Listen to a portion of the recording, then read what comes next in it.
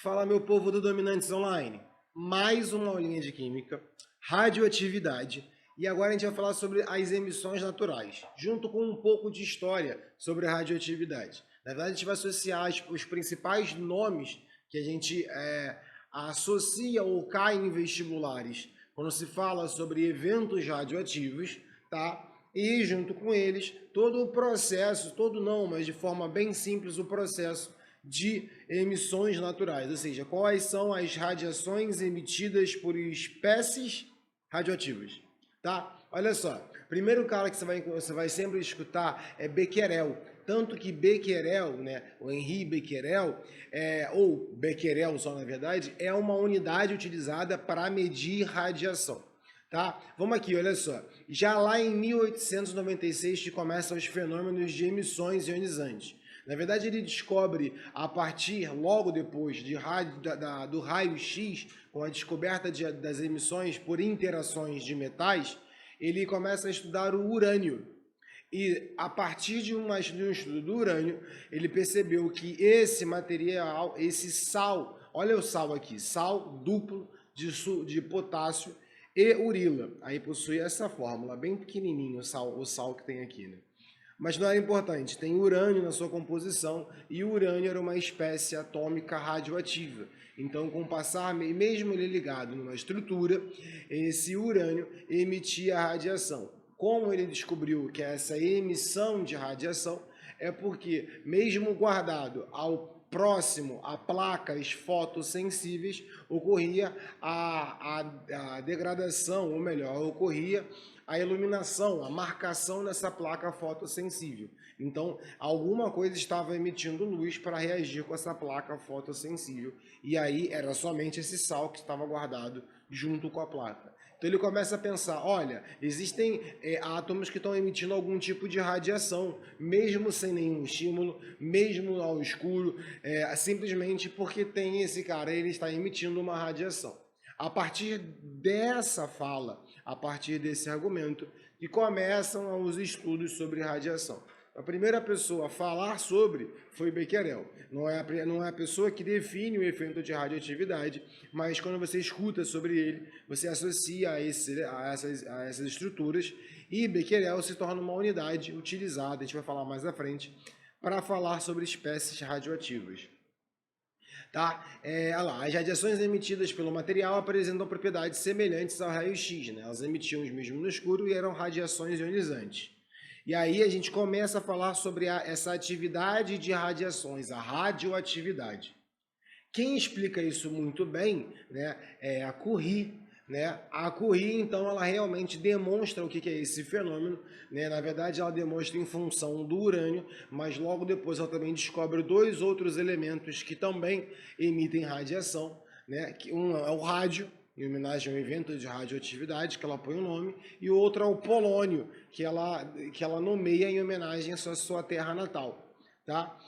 A Marie Curie é um nome muito importante na ciência, é um nome fundamental de extrema importância nos fenômenos de radioatividade. Por mais que tenham outros nomes, outras pessoas que contribuíram, a contribuição dela foi determinante para o que a gente conhece hoje sobre radioatividade. É ela que compreende que radioatividade era uma emissão de núcleos instáveis, que acontecia naturalmente, sem nenhum estímulo. E ela consegue mensurar como ocorre essa radiação, principalmente após descobrir novos elementos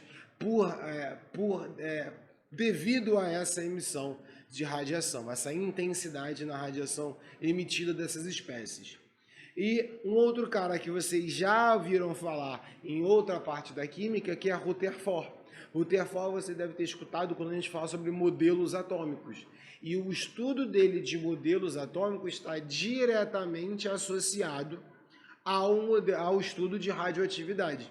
Na verdade, é a partir de um que ele descobre o outro, em conjunto. E aí ele entende que ocorre também junto com o Curie. Quando eu falo juntos, é em tempos próximos, não juntos em laboratório, mas junto com o Curie, mais sobre esses fenômenos.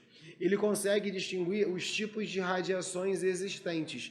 As radiações quais são os elementos radioativos, quais radiações eles emitem. E aí ele faz um trabalho onde ele começa a botar espécies radioativas diferentes. Presta bastante atenção nesse equipamento utilizado, não como decorar o equipamento utilizado, mas na intenção de entender sobre essas radiações. Ele pega um material que é radioativo, vários materiais já se conheciam então que era radioativo, posterior a isso, o urânio já se conhecia que era radioativo, mas já tinha o polônio, já tinha o rádio, e aí outras espécies que também já eram conhecidas também viam que tinham um caráter radioativo. Ok, mas quando você botava um material radioativo, né, em um recipiente com apenas um furo, um local para que essa radiação passe, para que ocorra essa emissão de energia, ele botou um bloco de chumbo aqui, ou seja, esse bloco de chumbo vai impedir a radiação de passar. Só tem um furo, é por esse furo que a radiação passa. E aí ele tem então um diafragma. O que é esse diafragma? É algo para expandir, né, para fracionar esses raios que são emitidos em uma direção só. E aí ele começa a fazer estudos sobre essas radiações.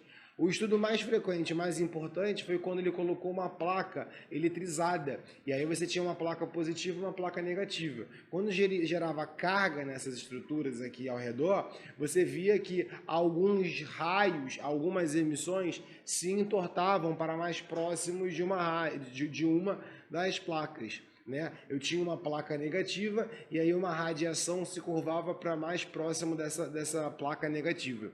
E aí a gente chamou essa primeira radiação de radiação alfa.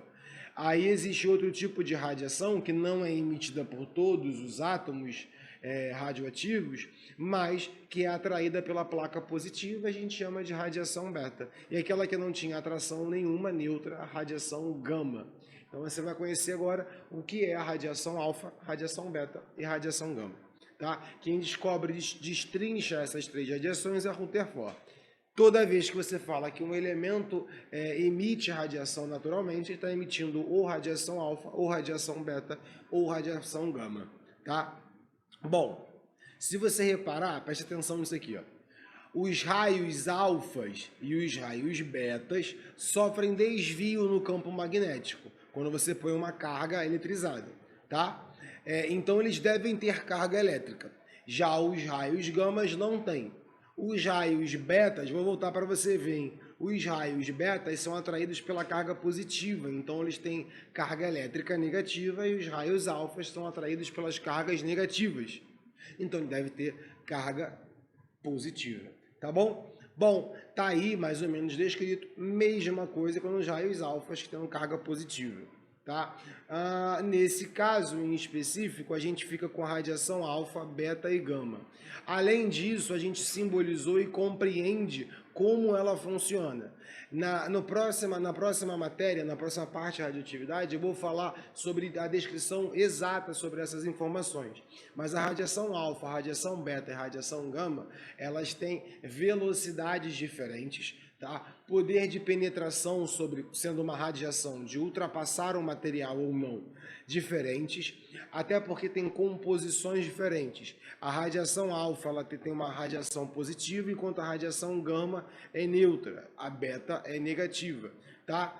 A radiação alfa ela é mais lenta de todas, mas ela possui a maior massa, e então ela tem um baixo poder de penetração. A radiação beta tem um mediano em função a eles, e a radiação gama não tem massa, é apenas a emissão de energia, e ela se desloca na velocidade da luz, tá? Um poder de penetração alto.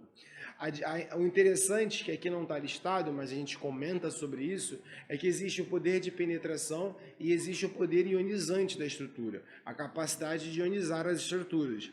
Quanto menor o poder de penetração, quanto menor a massa, consequentemente, acaba que o mesmo composto tem um maior poder de ionização. Então, se você perguntar, no caso, qual dessas partículas tem o maior poder de ionização, é a alfa.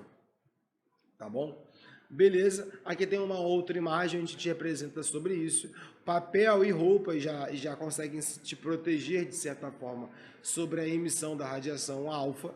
A radiação beta eu preciso de algo mais grosso. E a radiação, ou melhor, partícula ou radiação gama, apenas com chumbo ou uma parede grossa para você conseguir não ultrapassar. tá? Essa radiação ultrapassa por esses materiais, tanto pela questão do comprimento de onda, que passa facilmente. Beleza? Tranquilo? Próxima aula eu vou calcular e mostrar para vocês como é que a gente faz as reações nucleares das emissões naturais, tá? Para ficar mais fácil, para ficar mais visível de montar, tá? Então, por hoje é só. Por essa aula a gente fecha. Aguardo vocês na próxima aula, onde a gente fala sobre as leis de Soddy, ou leis de Soddy. Enfim, fui!